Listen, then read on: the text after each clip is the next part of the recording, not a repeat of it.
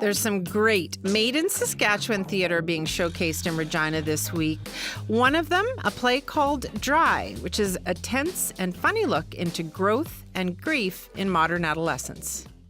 Do you ever feel alone in a crowded room? Like being at a party no one asked you to? Like standing in the middle of a dance floor, Swaying to a song that everyone can dance to? except for you, the uninvited guest of honor. Glory. All eyes are on you. Glory. Don't waste your moment in the spotlight. Glory to the night. It shows me what I am. I did a terrible thing to you. That's a teaser for a new performance called Dry. It'll be performed all week at the Regina Fringe Theatre Festival. Mac Brock is the writer and director. Not a bad resume for someone who's still only 20 years old. For more, Mac joins me in studio. Hey, how are you doing? Not too bad. How are you? Good. How do you feel listening to that and on the verge of a whole bunch of performances of Dry? Oh, it's really been amazing. We opened up the show on Sunday afternoon. Yeah. So we've had 2 performances so far, and the community support has just been amazing. People have been really taking time to invest in coming to see our show and talking about our show, and it's really so unexpected for the group of us, which has just been a really wonderful week. That's great. I'm glad to hear it. I mean, I've heard the buzz, and as you say, the Fringe has just barely started. Tell us a little bit more about the story that is in Dry. So Dry is a story of 2 high school-aged girls who are outside of their high school prom. And the whole show is 1 hour in real time. It's a single scene from start to finish.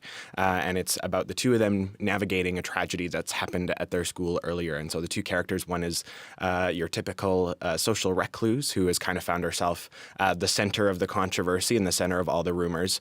And then she is intruded upon by the social climber, the most popular girl in school sort of person, coming out and she makes it her mission to fix what's going on, which maybe doesn't go as well as she might hope. What I love about it, and you can hear it there in the teaser, is that they're not at the prom. They're just outside the prom. There's just something really neat about not being at the center of the activity, having it sort of burbling in the background. Why did you choose that as the setting? That's always been just a really magical place for me. I don't know. Being on the other side of the wall from the party, I think just the sound of it it's really intimate, but it still has that same really audacious and chaotic vibe that you have in the center of the party. And so actually underneath the whole show, there's an hour-long soundtrack of music that runs underneath the show that is edited to be muffled through the wall. Oh, cool. So to really bring that environment As though you're just outside the prom. Exactly, yeah. And I love it. I really, really love it. What inspired you to tell this story about these two young women? So for me, there is a real interesting lack of stories that are being told about young people. When you look at modern theater right now, any young characters that you're going to see are going to be ignorant about their world, or just learning, or they're immature, or the reason that they have problems is because they just haven't figured it out yet. They're too young to know any better. And I think that is really inaccurate about what young people are really like right now.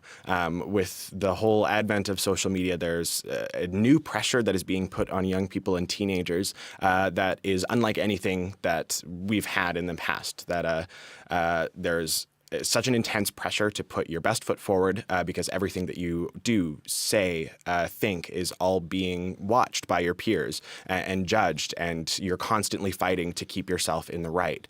And that's something that's kind of a new world. And since that's a pressure that a lot of other generations haven't experienced, it's pretty often written off as being millennials are weak, or they are they're ignorant, when really I think it's just we don't quite understand what that pressure is yet. And I think it's an important story that isn't being listened to.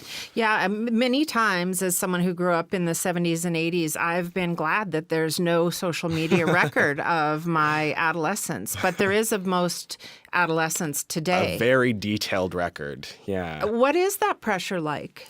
So, like I said, it's a lot of it is about being watched and monitored 24/7. So you can't make mistakes and forget about them the next day. That's not an option anymore.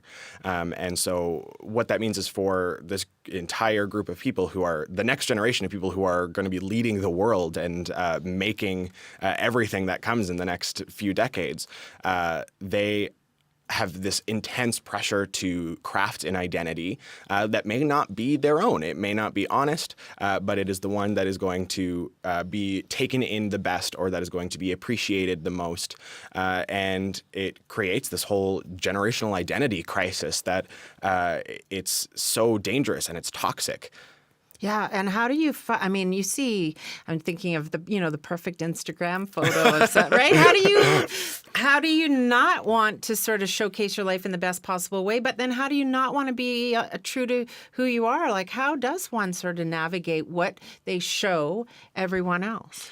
Well, see, that's kind of what the show is exploring is what happens when those cracks start to show, and if it doesn't go perfectly, and if things do start to fall apart, kind of the danger of it, and the fallout and the aftermath of the crash. So I think really what we're seeing is these two characters in particular that are a reflection of this social spectrum that exists in the wider generation, is seeing how both sides, either completely removing yourself from the situation or thrusting yourself into the middle of it, both wind up in this total dishonest, created identity that isn't sustainable for anybody. Tell me a little bit about the two women who are speaking the words that you wrote. What's that process like to have this story from your head now coming out of two other people's mouths?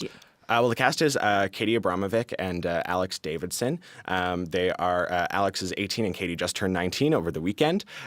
So they are also just fresh in that generation as well, and they are absolutely incredible. I handed them the first draft of the script a little less than a month ago, which feels ridiculous to me. And they got it in their hands and they just completely tore it apart from front to back. They just had the most curious questions. They were so invested in it. They were so invested in the characters. And then 7 drafts later, the last of which being given to them about a week before we opened, they took everything and made this script. It just shaped around them. And so watching them in it, the show that they did last night, it was like seeing it for the first time, and it was a total magical experience. So a real collaboration that you've done here. Absolutely. Yeah, absolutely. And what's that like? To go from the writer, the creator, it's your baby, to a shared baby. 3 it's parents. Terrifying.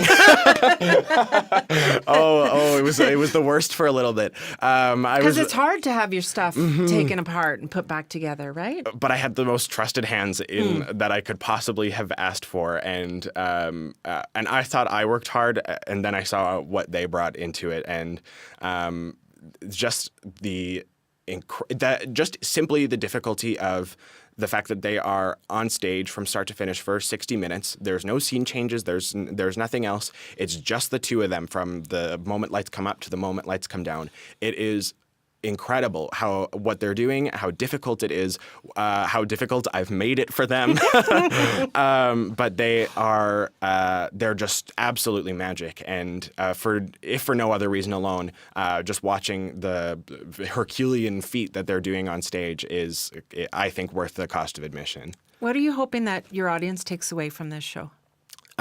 So being a group of young artists in the city, it is so hard to find an audience because up until recently, theater isn't for young people.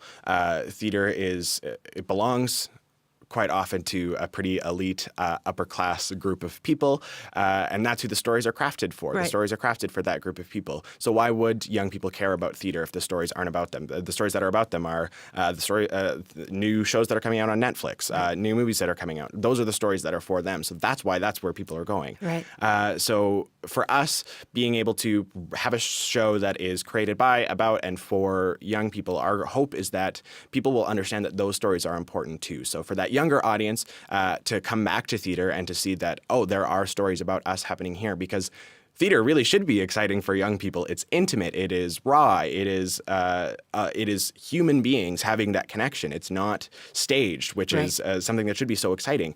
But when the stories aren't about them, it doesn't matter. So for us, having that generation care about it, having other generations see that younger generation story is actually worth being listened to. I know we're going to hear lots more about you in the future. Thank you for coming in and telling me about Dry. Thanks so much for having me. Hope to see everybody there.